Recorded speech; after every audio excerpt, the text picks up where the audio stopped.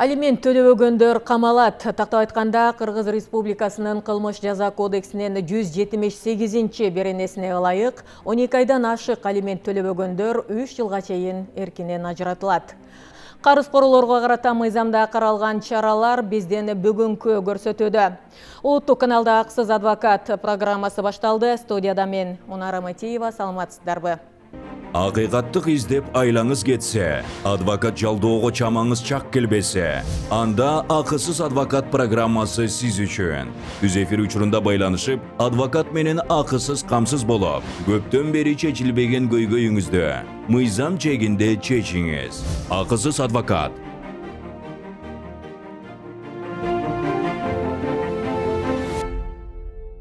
Бүгүн биздин студиябызда Кыргыз Республикасынын адвокатурасынын адвокаттар кеңешинин төрайымы Мейил Бегилерова, ошондой эле юридикалык жардам кызматынын өкүлү Мерим Боталиева жана адвокат Талманбет Ерлан уулу.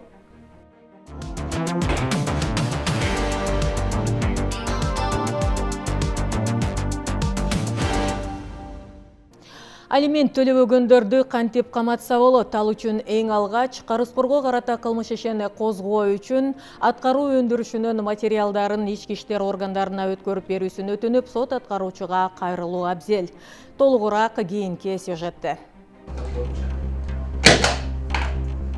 Алимент төлөөдөн баш тарткан жарандар үчүн Кыргыз Республикасынын кылмыш жаза кодексине өзгөртүүлөр киргизилген. Анда жашы жетелек балдарды багуудан, өз маянасын жашырган, жашы жетип бирок ишке жарамсыз, материалдык жардамга муктаж балдарга алимент төлөбөгөн карызкорлор жоопкерчиликке тартылат. Азыр мына жаңы бизге мыйзам күчүнө кирди. Кылмыш жаза кодексинин 178 беренесинде эгерде карызкор 1 жылдан ашык алимент төлөөсө, бул уже катуу жоопко тартылат. Туруктуу иши жоктор дагы мыйзам чегинде алимент төлөшөт. 3 айдан ашык алимент төлөбөгөндөргө белгилүү чектөөлөр коюлат. Азыркы күндө карызкор эгерде 3 айдан ашык төлөбөсө алиментин, биз материалдарды ички иштер бөлүмүнө өткөзүп беребиз. Алимент төлөбөгөн боюнча сунушту аткарбаса, карызы пайда болгондон баштап эле биз уже мамлекеттен чыгуу боюнча запрет коебуз. Эгерде карызкордун үй мүлкү болсо, үй мүлкүнө биз арест коебуз. Эгерде авто каражаттары болсо, аларга да арест коебуз. Алимент өндүрүү боюнча да ошондой бизде чаралар бар да мыйзамдын негизиндечи. Чет өлкөдө жүргөн карызкорлор дагы жоопкерчиликке тартылат. Эгерде жаран бир нече жыл соттун чечимине карабай алимент төлөбөй жүргөн болсо, сот аткаруучуларга арыз менен кайрылсаңыз болот. Чет өлкөдө жүргөн карызкорлор боюнча эгерде карызкордун мисал келтирели, Россия Федерациясында иштеген жери, жашаган жери анык болсо, биз сот департаментте международный отдел бар. Ошол международный отдел аркылуу биздин аткаруу барагын Россия Федерациясына жөнөтүп, ошол жактан алиментти өндүрсө болот. Туруктуу иши бар жарандардан алимент өндүрүүдө качан ал жаран айлык алганда автоматтык түрдө өндүрүп алуучунун эсебине которулат. Эгерде соттун чечиминде 1/4 бөлүгү кармалсын деген чечим болсо, ошонун негизинде иштеген жери боюнча бухгалтериясына жөнөтөт. Анан бухгалтериясынан айлык маянасынан 1/4 бөлүгү айлыгы кармалып, өндүрүп алуучунун счетуна которулат. Эгерде карызкор иштесе, биз иштеген жери боюнча айлыгы боюнча расчет түзүп туруп, анан кийин өндүрүп алуучуга бир извинительлерин беребиз. Алимент төлөөдөн баш тарткан жарандар үчүн мыйзамга жаңы эреже киргизилген. Анда карызкор 1 жылдан ашык алименттин суммасын төлөбөсө, анда ал жаран 3 жылга эркинен ажыратылат. Нурзат Акматалиева, Мырзабек Мамбетов, акысыз адвокат программасы. Алимент төлөбөгөндөргө карата мыйзамда каралган чаралар биздин бүгүнкү көрсөтүүнүн темасы. Биздин төз байланышка чыккан телегөрүүчүбүздүн суроосун угабыз. Саламатсызбы? Алло, саламатсызбы? Сурооңузду айтыңыз. Сизге кайрылып аткан себеби деген 4 баласы менен тиги күйөө балам менен кызым экөө ажырашып кеткен. Анан 1 ай 4 айдан бeri алимент төлөбөй атат. Себеби 1 жыл төлөп жүргөн. Анткени ал нотариуска барыптыр дагы, мен балдарыма отказ бердим деп жазып алып, жаздырып кагасын жөнөтүп жиберип эле ошондон кийин вообще алимент төлөөдөн баш тартып атат. Кандай болот, ошо ойдан калабы? Мейли. Эң астыңкысы 13-тө, эң арткысы 9-та. Чоң рахмат сурооңузга. Мейли Дилбековна. Энесинен алимент өндүрүлсө, ал дагы өндүрүлөт, атасынан алимент өндүрүлсө, ал дагы өндүрүлөт. Ошол себептен 4 айдан берки өндүрүлбөй келаткан алименттериңиздер сөзсүз түрдө өндүрүлөт да. Кийинки телегөрүүчүбүздүн суроосун угабыз. Саламатсызбы? Саламатсыңарбы? Мен бир кызым турмуштан ажырашып кеткен 4 жыл болгон. Балдары кичинекейинде эле келип алган, анан балдарын мен багып алгам. Жуңгалдан салып атам, чуңунан. Бул күйөөсү менен такыр ажыраша албай атат. Сокулукка барсам, бияка берсем сокулукка баргыла дейт, сокулук такыр карабай койду. Анан балдарына алиментине караган деле жок. Анан булардын ушундай жээктер бирдеке бере алабы, билейин дедим эле балам. 2 эркек, 1 кыз бар. Кызы колледжде окуп атат, мугалим окусун.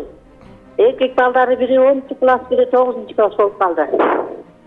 Анан кандай кылам, айбам кетип атат, күйөө бала болсо такыр эле баш оорубаган экен такыр. Суроо түшүнүктүү. Ажырашуу жөнүндө болсо, эгерде апасы менен балдар жашап аткан учурда, анда өзүнүн жашаган баягы аймактык сотко арыз менен кайрылып, ал жактан сот ажыраштыруу чечимин чыгарып бергенге милдеттүү. Себеп дегенде бул үй бүлө деген баягы эки тараптын макулдугу менен болгон нерсе да. Бир тарап макул болбосо, анда мыйзам чегинде ажырашууга жатат. Андан экинчиси боюнча алимент өндүрүү 2 баласына деп жатат. Бул жакта биринчиден эскерүү мөөнөт жок алиментке. 4 жыл болобу, 3 жыл болобу, 6 жыл болобу алиментти өндүрсө болуп, сотко берген күндөн тартып ошол алименттин өлчөмү саналып баштайт. Ал эми алиментти өндүрүү жөнүндө бизде Жарандык процессуалдык кодексте жеңилдетүү жагы бар. Бул өзгөчө өндүрүш деп коет. Арыз менен, жөнөкөй арыз менен өзүнүн жашаган жерин, балдарынын күбөлүгүн тиркеп сотко кайрылса, 3 күндүн ичинде соттук приказын чыгарып берет. Аны алып, анан сот аткаруучулары кайрылса, эгерде өз ыктыяры менен карызкор акчаны төлөбөй жаткан болсо, анда сот аткаруучулар милдеттүү түрдө өндүрүп берүүгө өзүлөрүнүн өндүрүшүн алышат да. Кийинки телегөрүүчүбүз дагы чыдамсыздык менен күтүп атат. Бизге суроосун узатканы. Саламатсызбы? Турмушта бир балалуу болгон, бирок ЗАГСка отурган эмес. ЗАГСка отурбай көрөп, анан ажырашып кетип, бала кызга жазылып калган, өзүнүн фамилиясына, ошондо атасы, бирок отчество деген жеринде атасы жазылган эмес. Анан кайра экөө дагы жарашат дагы экинчи баласы төрөлөт. Плюс дагы төрөлгөндөн кийин ажырашып кетип, дагы бала өзүнө жазылып калган кыздын. Эми ошону кантип аталыгын аныктап, же болбосо алимент өндүрөбүз десек, эч кандай адвокатка барсак, күбө керек теги бул десем, ошол маселени кандай кылып чечебиз? Чоң рахмат. Бул боюнча алимент өндүрүү үчүн биринчиден аталыгын аныкташ керек да. Аталыгын кантип аныктайт? Үй бүлөлүк кодексте так жазылып турат. Соттун чечиминин негизинде аталык укугу аныкталат. Бул учурда сотко 2 далил керек да. Бул социальный деп коет, күбөлөр, сүрөттөр далилдеп бериш керек. Ошол жубайы менен жашап турган учурда баягы кош бойлуу болуп же бала төрөлгөндүгү, чогуу үй бүлө болуп жашап жүргөндөрүн. Экинчиден биологиялык деп коет, муну экспертиза тараптан тасыктап берет. Ошонун негизинде сот аталыгын аныктагандан кийин анан ошол күндөн тартып алиментке сотко кайрылат кайрадан эле. Алимент өндүрүү ушул тапта эң актуалдуу көйгөйгө айлангандыктан өткөн жылы карызкорлорго карата чара күчөтүлгөн, бирок ал дагы бөңкөгүндө өз жемишин бербей келет. Сот департаментинин берген маалыматына ылайык, 2024 жылдын жыйынтыгы боюнча 44.295 карызкор бар ушул күндө биздин өлкөдө. Эркинен ажыратуу чарасы 12 айдан ашык алимент төлөбөгөн жарандарга карата каралган. Ал эми алиментти соттун чечими чыккандан кийин 3 айдын ичинде төлөбөгөндөргө мыйзамда жазалар каралган. Ал кандай чаралар, ошол боюнча айтып өтсөңүз мейли Элбек ана. Негизинен ошол алимент төлөбөгөн жарандарга 12 айга чейинки айыппулдар каралган. Бул учурда ошол 500дөн 1000ге чейинки өлчөмдөгү айыппулдар колдонулат. Ал эми экинчиси бул ошол эркиндигинен ажыратуу. Ал 12 айдан ашкандан кийин эгер ошол алиментти төлөбөсө, анда бул учурда жанагы сот аткаруучуларга арыз менен кайрылып, сот аткаруучулар ошол арызды милиция кызматкерлерине жөнөтөт. Бул учурда ошол балдарды багуудан баш тарткан ата энеге кылмыш иши козголуп, ал ата энелерге эркиндигинен ажыратууга чейинки жазалар чектелет. Кийинки телегөрүүчүбүздүн суроосун укканга даярбыз. Саламатсызбы? Мен 52 жаштагы оолум тиги мындан 3 жыл мурун стройкадан авария болуп, жоон санынан сынып, тиги экинчи группадагы үчүнчү группадагы инвалидтерге чыккан. Андан кийин 24-жылы дагы кайра жыгылып, колунун тарамышы үзүлүп, колунан тяжелый операция болуп, кайра неме болгон. 3-чү группадагы болду, ошого эле болот деген чечим чыгарган. Анан трудовой книжкасын таап келиңиз дептир. Анан трудовой книжкасын эптеп, ар кайсы жерден алып барса 5 жыл жетпейт экен. 12 000 сом алып келип эптеп таап кошуңуз, анан тез пособияңызды көбөйтөбүз деген болчу. Мен пенсиямды алып, балама жардамдашып ар кайсы жактан карыз сурап атып 12 000 сом берсек, анан ошол 3-чү группада инвалидтесин 3400 сом эле кылып коюптур. Ошондой болобу? 3400 сомго кантип жашайт? Сурооңузга рахмат. Бул негизи социалдык жактан коргоо башкармалыгына тиешелүү суроо экен. Бирок жооп бергенге аракет кылалы, маалымат бергенге жеке. Бул жакта стройкадан баягы жарат алыптыр деп жатат. Эми эгерде келишимдин негизинде ал стройкомпанияда иштеп жаткан болсо, өзүнүн милдетин аткарып жаткан учурда алган жаракаттары болгон болсо, анда ошол кеткен чыгымдарды стройкомпаниядан өндүрүп, алардан баягы убытакты сурап алганга укугу бар. Ал эми экинчи суроосу боюнча сиз айткандай социалдык кызматкерлерге кайрылып, алар туура жоопту бере алат го, ар бир маңызын угуп.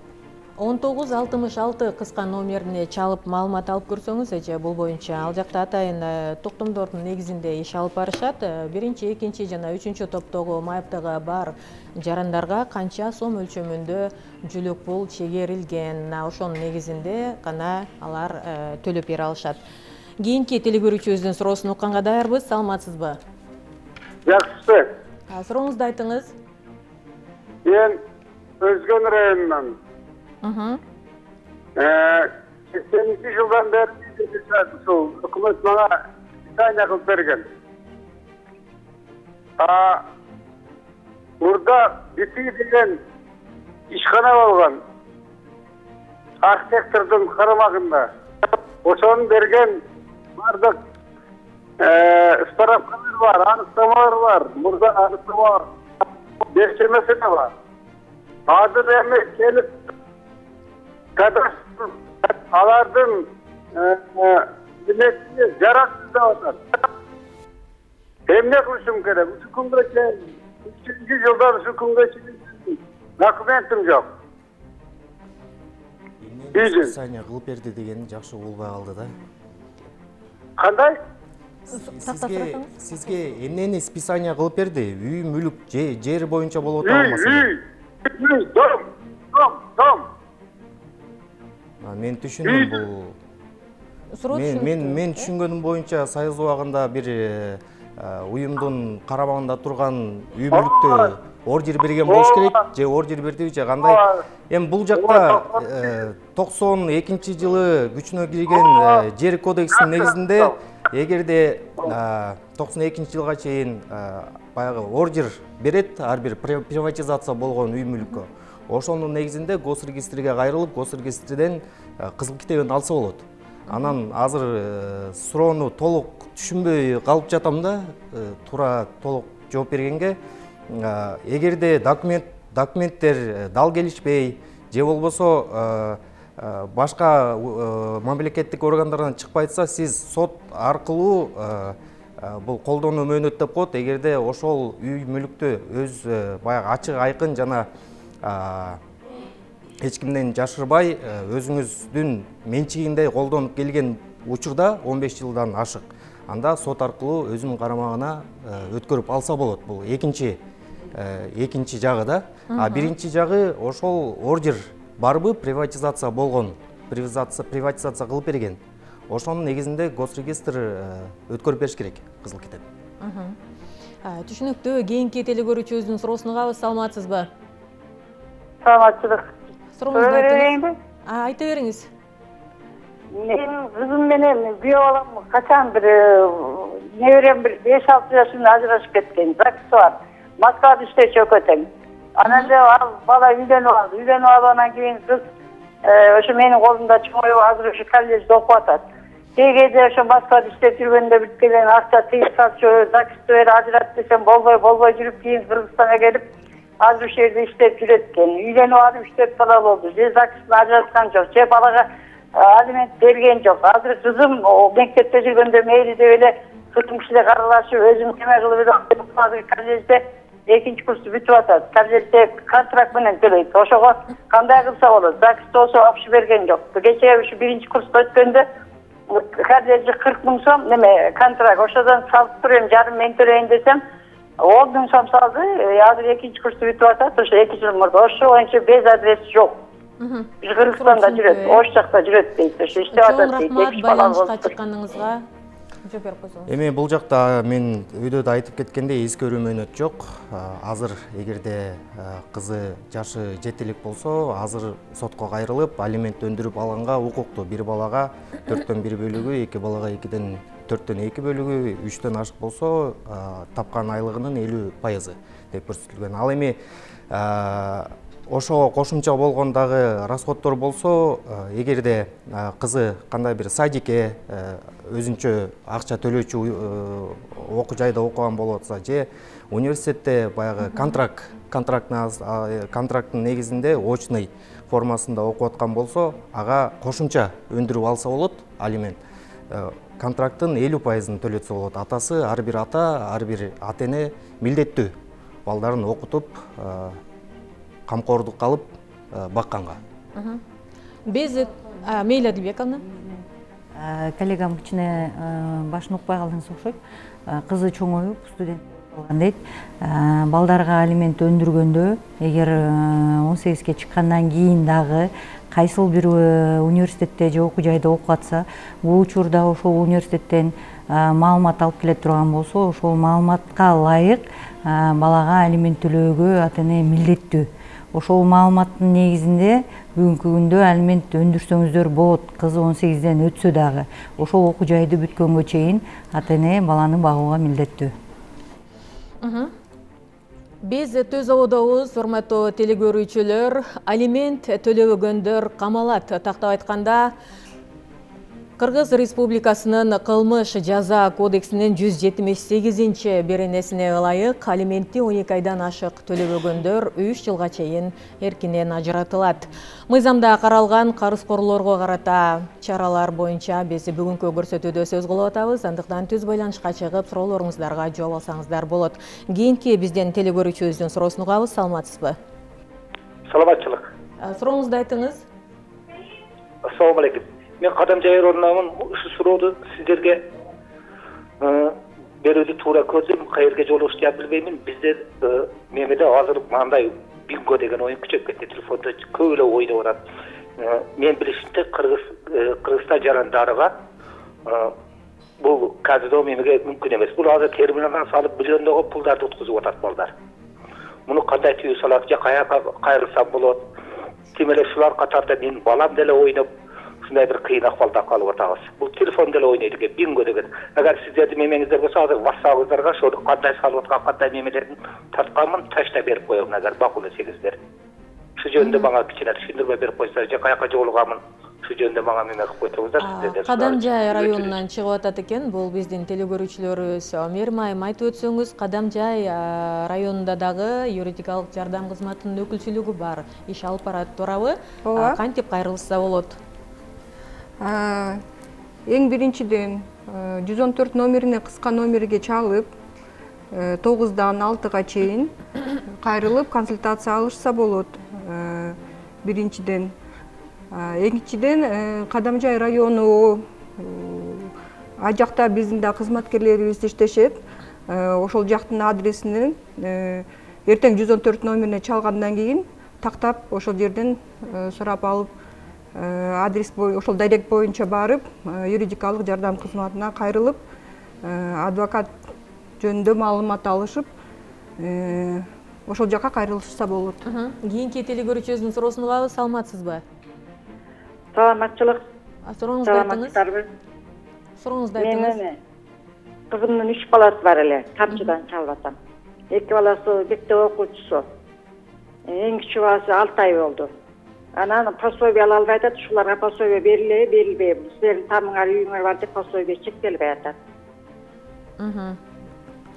Сурооңуз үчүн рахмат. Үй бүлөгө көмөк жөлөк пулун алат элек деп көп ата энелер ушинтип кайрылышат. Бирок ошол үй бүлөгө көмөк жөлөк пулу мамлекеттин эсебинен үй бүлөнүн 1 айлык кепилденген кирешесин үй бүлө мүчөлөрүнө бөлгөндө 1000 сомдон ашпаса, мына ошолорго алардын жашы 16га чыга элек балдарына, 16 жашка чейинки балдарына айына 1200 сомдон жөлөк пул мамлекеттин эсебинен төлөнүп берилет.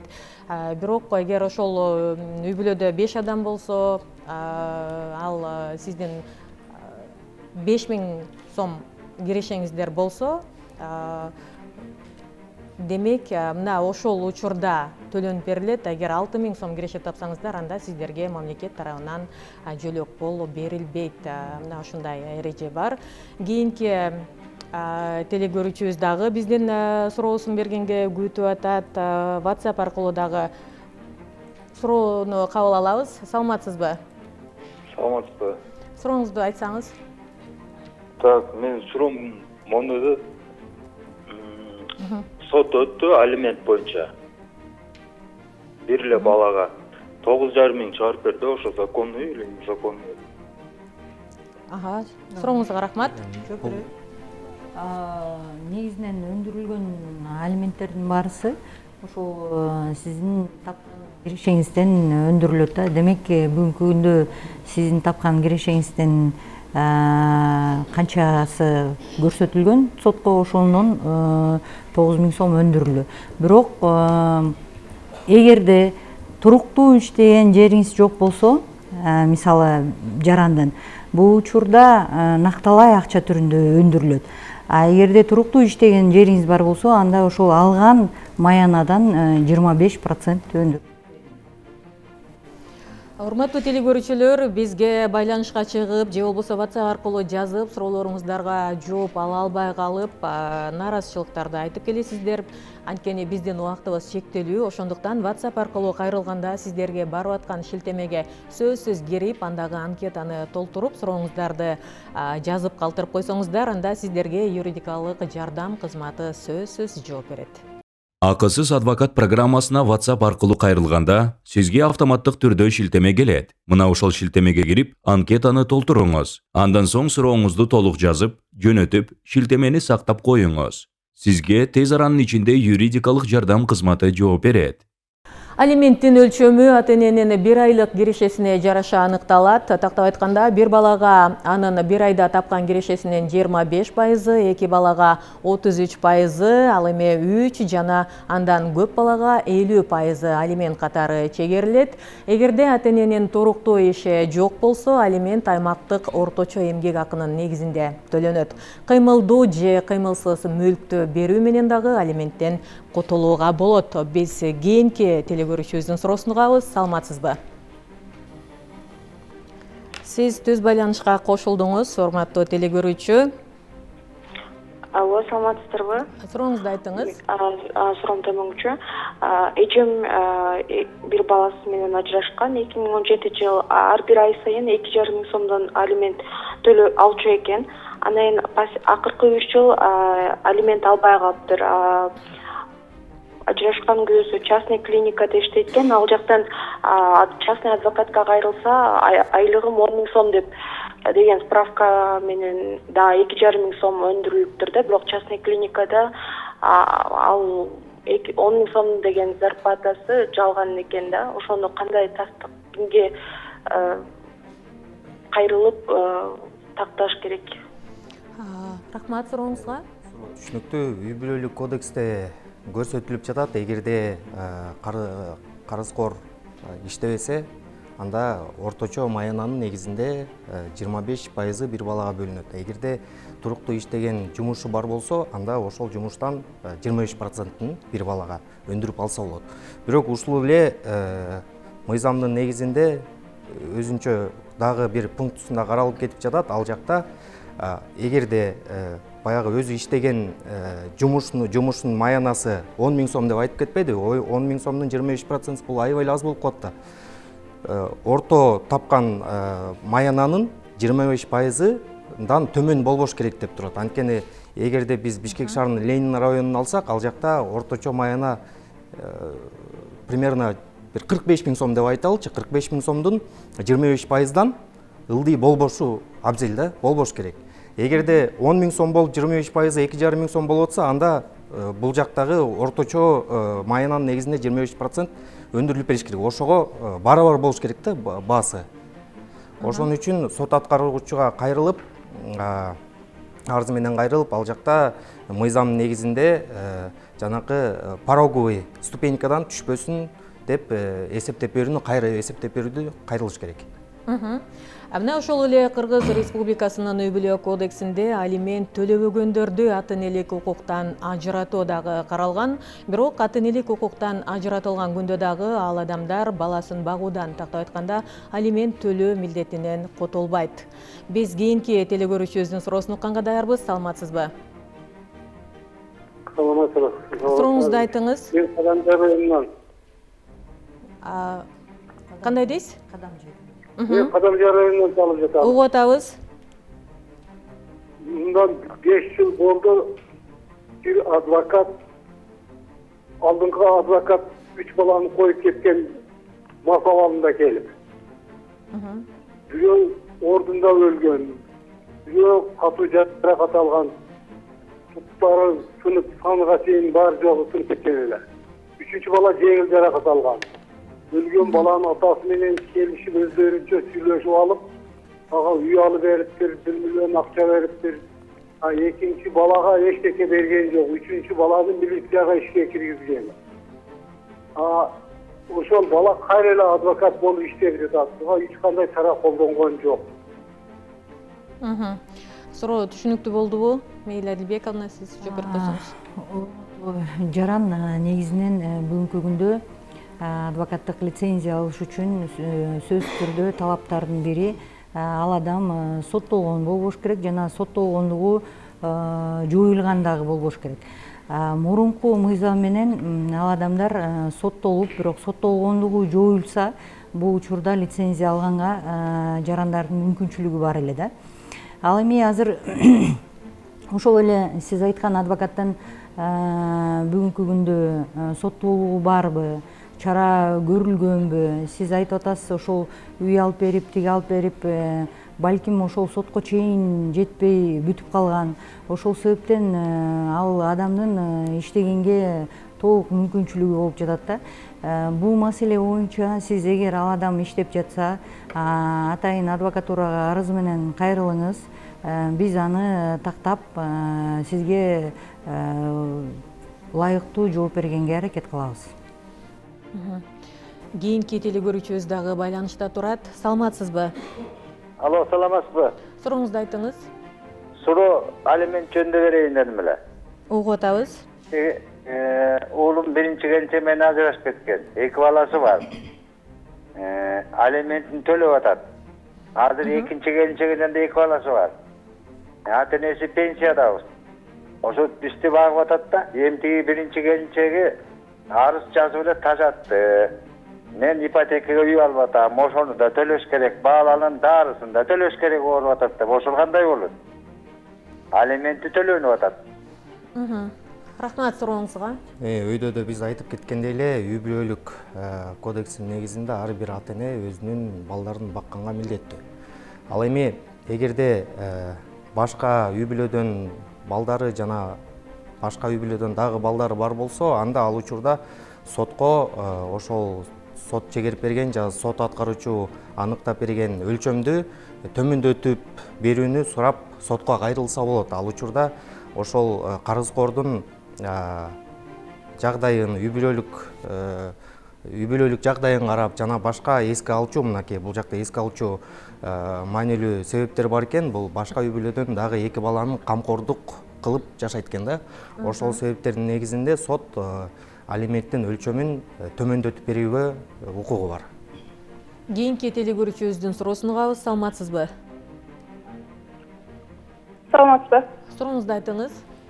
Мен сіздерге суроо берейин дедим эле. Мен жеңем мындан 3 жыл мурун 4 баласын таштап салып эле башка бирөө менен сүйлөшүп телефон аркылуу Москвага кетип калыштı эле. 4 баласы менен байкем үйдө жалгыз калган. Ошол эки жеңеме кандай чара көрсөк болот? Бул уруксат берсеңиз, үй бүлөлүк кодекстин негизинде кандай атасынын милдети бар болсо, ошондой эле апасынын да милдети бирдей болот эко. Эгерде апасы таштап кетип калган болсо, анда сот органдарына кайрылып, алиментти өндүрүп берүү жөнүндө кайрылса, ал жактан сот чечим чыгарып берет. Бул жакта экинчи суроо, кантип ошол соттун чечими аткарылат? Эгерде Россия Федерациясынын аймагында болсо деген болсо, мына азыр телевиденияда көрсөтүп кетти, Минский келишим деген бар, Минскте түзгөн. Ал жакта тараптар бири-бирине юридикалык маселелер боюнча жардам беришет. Демек, эгерде Россия Федерациясынын кайсыл аймакта, кайсыл районунда жана үйү белгилүү болсо, бул жактагы соттун чечимин соттук департаменттин жардамы менен Россия Федерациясына өндүрүп берүү жөнүндө кайрылса болот. Кийинки телекөрүүчүбүздүн суроосун угабыз. Саламатсызбы? Саламатсызбы? Сурооңузду айтыңыз. Мен үй тууралуу суроо берейин дегем да. Менин кайнагам деген Шакты Жыргалаңдан үй алганда, сатып алган да. Ал барачный үй экен, ана пристройка кылып жанына бир комната эткен. Андан кийин ошол эйтине акчасын төлөгөн. Бирок эми мына уже 27 жыл өткөндөн кийин тигил аял келип ошол үйдү талашып атат да.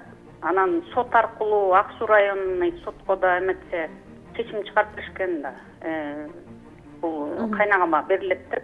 Алар анан областнойго эме кылып апелляция кылып кайра эми өткөндө Верховный судка кайра апелляция кылса, тигил эйтине эме кылып салышыптыр булар. Үй берилди, жер эметсин деп, алынсын деп. Ошо туурабы? Эми анан адвокатка 30 000 улам эмесине 30 000ден төлөп атты да. Ошо ишин жүргүзүп. Рахмат сурооңузга. Бул жакта айтып кеттим, азыркы учурда соттун бир эле соттун эмес, бир нече соттун чечимдери бар экен. Верховный судтун ал Верховный судтун биз комментария бере албайбыз. Кандай себептен, эмне себептен мындай чечим чыкты. Бирок эске алып кетчү нерсе бар. Ар бир кыймылсыз мүлктү алып сатуу келишимин мамлекеттик органдык каттоо органдарына өткөрүш керек. Эгерде бизде көп кездешет, үйдү алып сатканда жөнөкөй расписка менен же болбосо доверенность менен алып саткан учурлар болсо, бул келишим жараксыз деп табылат жана үй мүлк сиздин менчигиңиз деп саналбайт. Ошол себептен бул жакта эми соттун чечимдерин билип, карап анан толук кандуу консультация бериш керек да. Бул жактан мындай суроо болуп атат да, 5405 менен аяктаган абоненти жазып атат. Менин кызымдын атасы дейт, соттун чечими чыккан экен алимент төлөө боюнча, бирок төлөбөй жүрөт. Европага барып келип иштейт дейт. Анан январда эле келип кайра декабрь айында келип, январда кайра чыгып кетиптир Европага дейт. Анан бул жакта алименттен карыз болсо кантип чыгып кетти деген маселе жаралып атат да. Бул жаран кантип, кандай кылып чара көрсө болот, каяка кайрылып? Эми бул жакта бир нече этаптар көрсөтүлгөн да. Бул алимент өндүрүү үчүн биринчи соттун чечими керек, экинчиден сот аткаруучуга кайрылыш керек жана сот аткаруучу өзүнүн көрсөтүлгөн иш-чараларын аткарыш керек да биринчиден. Материал сот аткаруучунун колунда болуп атат да. Сот аткаруучунун карамагында болсо, анда азыркы учурда сот аткаруучуга арыз менен кайрылыш керек чет мамлекетке чыкпоо жөнүндө. Себеп дегенде, мынакей азыр биз айтып жатабыз, кыянаттык менен төлөбөй качып жүргөн карызкорлорду 3 айдан ашык болсо, бул жазык кылмыш жаза кодексинин 178-беренеси менен жоопко тартылат.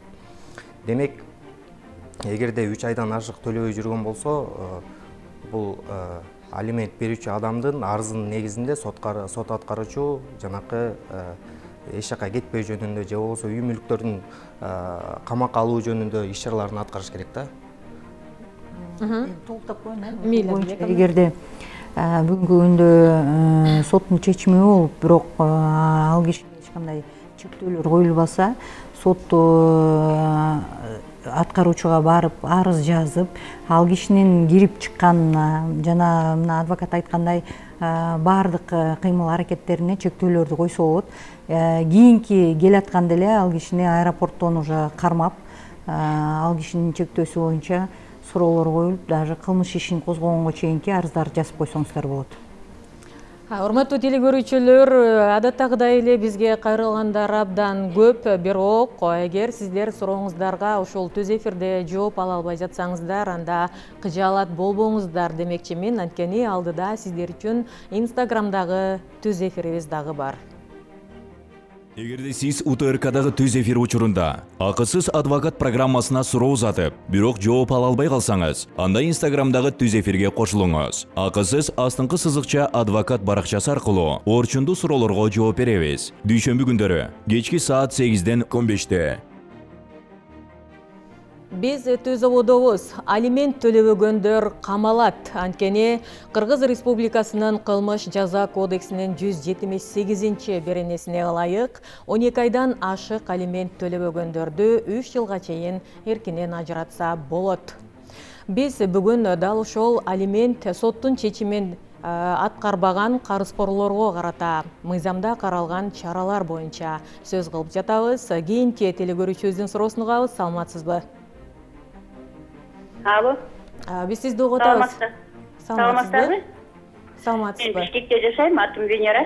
Мен 19-жылы эркек бала төрөдүм эле да, анан кийин ошого пособие ала албай келейм, анан кандай кылып алсам болот? Анан жерибиз да жок, айылда биякта деле жок, квартирада турам да, анан кандай кылып алсам болот, ошого жардам бере аласыздарбы дейм. Суроо түшүнүктүү болду, Эми бул суроо боюнча толук кандуу жооп бериш үчүн сот кызматкерлерге кайрылыш керекпи деп айтам. Сиз да өйдө айтып кеттиңиз. Толуктон мен азыр буга бере албайм. Жаран, сиз айтып өткөн суроо мамлекеттик органдарга тиешелүү. Жогоруда айткан үйүңүз жоктугу боюнча, баланы багуу боюнча, эгер жалгыз багып атсаңыз, бул боюнча баардык тастыкталган маалыматтар менен арыз жүзүндө, кат жүзүндө ошол мамлекеттик органга кайрыласыз. Ал мамлекеттик органдар ошол токтомдордун негизинде көрсөтүлгөн кошумча жана төлөмдөрдү чектеп беришет. Эгер сиздин ошондой жагдайыңыз жок болуп туруп, мамлекетке кайрылып, далилдериңиз бар болуп туруп, бул учурда мамлекет сизге төлөп бербесе, анда ошол тиешелүү арызыңызга тиешелүү кат жүзүндө жооп алып туруп, анан ал боюнча адвокатка кайрылсаңыз болот. Сот департаментинин берген маалыматына ылайык 2024-жылдын жыйынтыгын ала турган болсок, бүгүнкү күндө биздин өлкөдө 44.295 карызкор бар экен. Бул деген мына ушунча адам бүгүнкү күндө өз баласын бакпай жатат дегенди түшүндүрөт.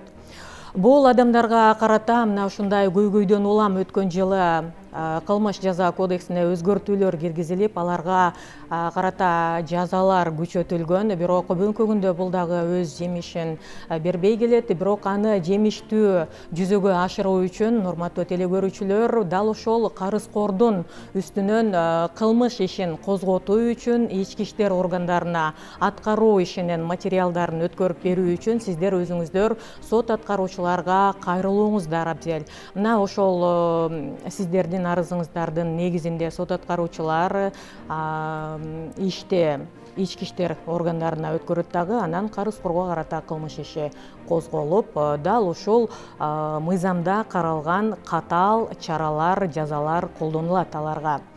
Урматтуу телекөрүүчүлөр, биздин убакыт соңуна чыгып баратат. Биздин акысыз адвокат программасы ар аптанын дүйшөмбү күндөрү кечки саат 19:05 улуттук 1 каналдан түз эфиринде болот. 2025 жылдын башынан бери мына ушул күнгө чейин болгон 10 көрсөтүүнүн алкагында канча жаран тандалып алынып, алардын канчасына адвокат дайындалып, ал эми канчасы адвокаттын кызматы жок эле, жакшы кеп кеңештин негизинде иштерин оң жака чечип алышты. Мына бул боюнча биздин кийинки сюжетте. Алло, саламатсызбы? Саламатсызбы? Сиз экөөбүз көчө сүйлөшпөдүк белек адвокат боюнча?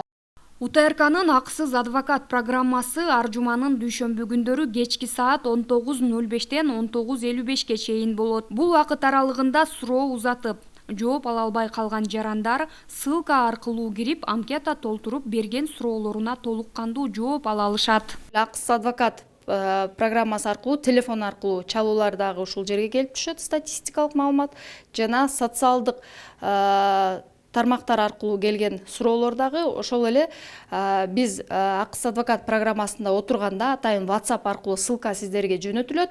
Ошол ссылка мына ушул жерге келип түшөт. Дагы биздин кыздар сиздерге жооп берет.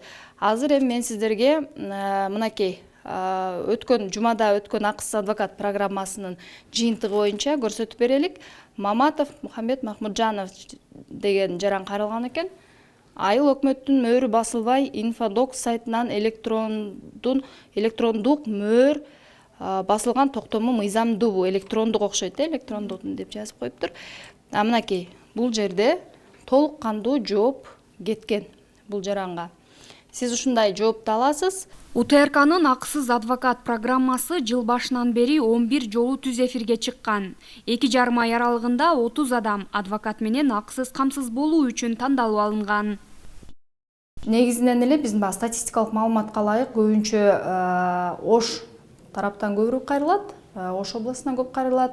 Андан кийинки кезекте ушу Чүй областы турат жана кийинки кезектерде Талас, Нарын, ушул Ысык көл областтары турат. Албетте биздин координаторлор ошол кайрылган жаран кайсыл региондон кайрылып атса, ошол жактагы координаторлор тарабынан чечим чыгарылат дагы акысыз адвокат дайындалып берилет. 2025 жылдын 13 январынан 24 мартына чейин тандалып алынгандардан 7 жаранга адвокат дайындалып иши жүрүшүп жатса, 7 жаран укуктук кеп кеңеш ала алган. Ал эми 4 жаран документтерин алып келе элек болсо, 5 жаран ишин адвокаттын жардамы жок эле чечип алышкан. Акысыз адвокат программасынын алкагында юридикалык жардам кызматынын өкүлдөрү тарабынан адвокат дайындоо үчүн тандалып алынган телекөрүүчүлөрдүн арасынан 6 адвокаттын кызматына муктаж эмес экендигин айтышса, бирөө мамлекет кепилдеген юридикалык жардам жөнүндө мыйзамдын категориясына дал келбейт. Биз азыр биздин бүгүнкү көрсөтүүдө кайсы телекөрүүчүлөрүбүз тандалып алынып адвокат менен акысыз камсыз боло тургандыгын билебиз. Анда сөз юридикалык жардам кызматынын өкүлү Мээрим Айымда. Урматтуу телекөрүүчүлөр, бүгүнкү эфирден алимент маселеси боюнча 5333 жана 9905 ошондой эле 1384 сандуу номер менен аяктаган абоненттер тандалып алынды. Мыйзам алкагында адвокат менен камсыз кылабыз. Эң жакшы, мына ушул телекөрүүчүлөрүбүздүн иши боюнча дагы биз келерки көрсөтүүлөрүбүздө кандай болду, эмне болду, ошонун баары тууралуу сиздерге маалымат бермекчибиз, урматтуу телекөрүүчүлөр. Кийинки биздин түз байланышка чыгып күтүп аткан телекөрүүчүбүздүн суроосуна жооп бергенге аракет кылалы. Саламатсызбы? Биз сизди угуп атабыз. Саламатсызбы? Алло, саламатсызбы? Сурооңузду айтыңыз. Сиздерден жардам сурап деп чалып атканбыз. Үй боюнда үйүбүздө уже бир адам тартылып атат да, биз каяка барабыз билбейчү, биринде чыгарабыз деп атат да. Кандай дейт? Бизди үйдөн чыгарып атат деп бир айдын ичинде чыгаргыла деп атат да. Эми бул боюнча мен өзүм жардам берейин. Если уруксат берсеңиз, мен номерине чалып, анан байланышка чыгып, мен өзүм өндүрүшкө алайын. Эң жакшы болот. Биздин адвокат Алманбет Эрлан уулу буга чейин дагы биздин көрсөтүүнүн алкагында биздин бир топ телекөрүүчүлөргө акысыз өзүнүн демилгеси менен жардам берип, алардын арасынан оң жака чечилип, жакшы жыйынтыкталган. Алардын бирин айтсак, мына жакында эле биз сиздерге көрсөткөн 4 жашында жетим калып, анан мурас катары кала турган үйүнө ээ боло албай 20 жылдан ашык кыйынчылыктарга туш болгон биздин Бекжан аттуу телекөрүүчүбүздүн үйүн дал ошол биздин адвокат Алманбет Эрлан уулу өзүнө алып берди.